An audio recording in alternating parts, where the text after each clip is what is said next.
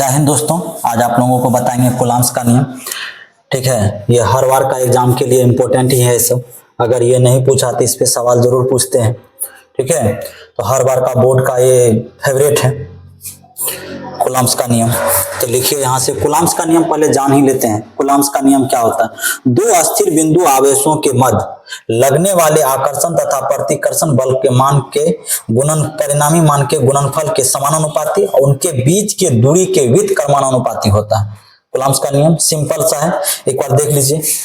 ठीक है, तो कूलम्ब्स का नियम, मान लीजिए दो अस्थिर बिंदु आवेश है, यहाँ है Q1 और यहाँ पर है Q2 और इनके मध्य का दूरी है, मान लेते हैं R। तो क्या बताए, इसके मध्य का दूरी क्या है? R है। तो क्या बताए कि दो अस्थिर बिंदु आवेशों के मध्य लगने वाले आकर्षण तथा प्रतिकर्षण बलों के मान तथा उन दोनों मानों के समानुपाती, गुणनफल के समानुपाती तथा उनके मध्य दूरी के व्युत्क्रमानुपाती होता है। सिंपल सा है, लिखिएगा तो दो अस्थिर बिंदु आवेशों के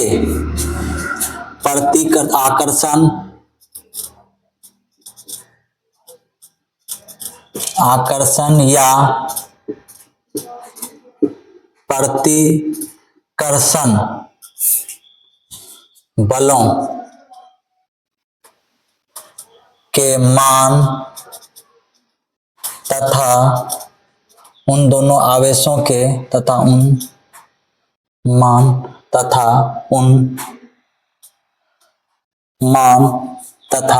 दोनों आवेशों के परिणामों के गुणनफल तथा दोनों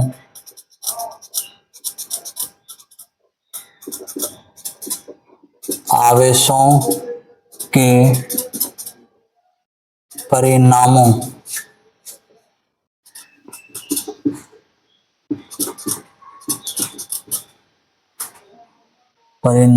के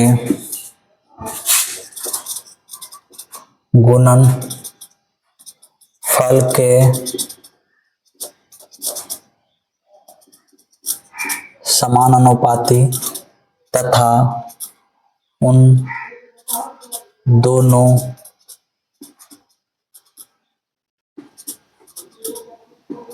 आवेशों के मध्य दूरी के वर्ग के व्युत्क्रमानुपाती। ठीक है, तो होता है क्या हो जाएगा, दोनों के मध्य के बीच के कर्मानुपाती होता है। क्या हो गया? तो सिंपल सा भाषा है, दो अस्थिर बिंदु आवेशों के बीच आकर्षण या प्रतिकर्षण बलों के मान तथा उन दोनों परिणामों के गुणनफल के समानुपाती उनके बीच के दूरी के वर्ग के व्युत्क्रमानुपाती होता है। ठीक है, जैसे है वैसे लिख देते हैं। F बराबर क्या हो जाएगा? Q1 into Q2। ठीक है, फिर क्या दूसरा दिया है, इसको समीकरण फर्स्ट मानिए। समीकरण सेकंड में क्या दिया? 1/r²। दोनों के बीच के क्या है? व्युत्क्रमानुपाती। व्युत्क्रमण समानुपाती में तो सीधा और व्युत्क्रमण मतलब उल्टा। तो दोनों समीकरण फर्स्ट तथा समीकरण फर्स्ट तथा समीकरण सेकंड से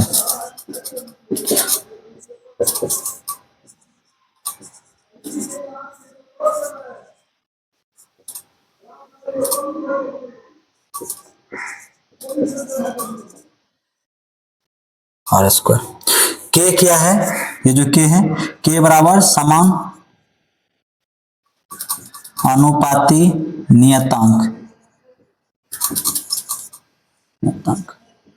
K का कुछ मान भी होता है, यहां तक समझ गए? K का कुछ मान भी होता है, बता रहे हैं। तो यहां समझ गया ना, पहला क्या है यहाँ पर? F समानुपाती क्या है? Q1 और दोनों बीच के मध्य आकर्षण तथा प्रतिकर्षण बीच के गुणनफल के समानुपाती।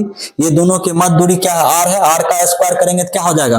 वर्ग करेंगे तो R² हो गया, समीकरण फर्स्ट तथा समीकरण सेकंड से। ये है अपना कूलम्ब्स का नियम। ठीक है, ये क्या है? अपना कूलम्ब्स का नियम। ठीक है, तो ये ठीक। अब लिखेंगे के का मान भी होता है, नोट में कर लीजिए, यहां से लिखिएगा तो नोट लिख लीजिए। नोट। के बराबर होता है 1/4 पाई एप्सिलॉन नोट। ठीक है, एप्सिलॉन नोट का मान होता है कितना 8.85 गुना 10 टू दी पावर -12 कूलाम का स्क्वायर बटा न्यूटन मीटर स्क्वायर। के का मान इसीलिए क्या हो जाएगा 9 गुना 10 टू दी पावर 9, ठीक है, न्यूटन मीटर स्क्वायर बटा कूलाम का स्क्वायर। के का विमाएं भी होता है, के का विमाएं क्या हो जाएगा m पे पावर -1 l पे पावर का होता है। हो गया, तो आप लोग यहां तक जान गए। तो इसका क्या हो जाएगा एप्सिलॉन नोट, इसको पढ़ते हैं एप्सिलॉन नोट। ठीक है, के बराबर होता है 1/4 pi epsilon naught. Epsilon naught का वैल्यू होता है 8.85 गुना 10 to the power -12 newton coulomb square बटा न्यूटन मीटर स्क्वायर। और के का वैल्यू इसका रखिएगा, इसमें 4 का पाई का वैल्यू रखिएगा 3.14। तो ठीक है, इसको निकालिएगा तो ये निकलेगा। ठीक है, तो ये हो जाएगा लगभग इतना ही आएगा, 8 पॉइंट समथिंग आता है। ठीक है, तो यहाँ से के का मान थे, के का विमाएं भी होता है m power -1 l cube t पर पावर -4 और a पर पावर -2। इसका जस्ट उसका होता है एप्सिलॉन नोट का। एप्सिलॉन नोट इसको पढ़ेंगे, यहाँ पर 0 होगा, ये नहीं होगा एप्सिलॉन नोट। यहाँ तक समझे? ठीक है, फिर मिलते हैं अगले वीडियो के लिए, तब तक के लिए जय हिंद।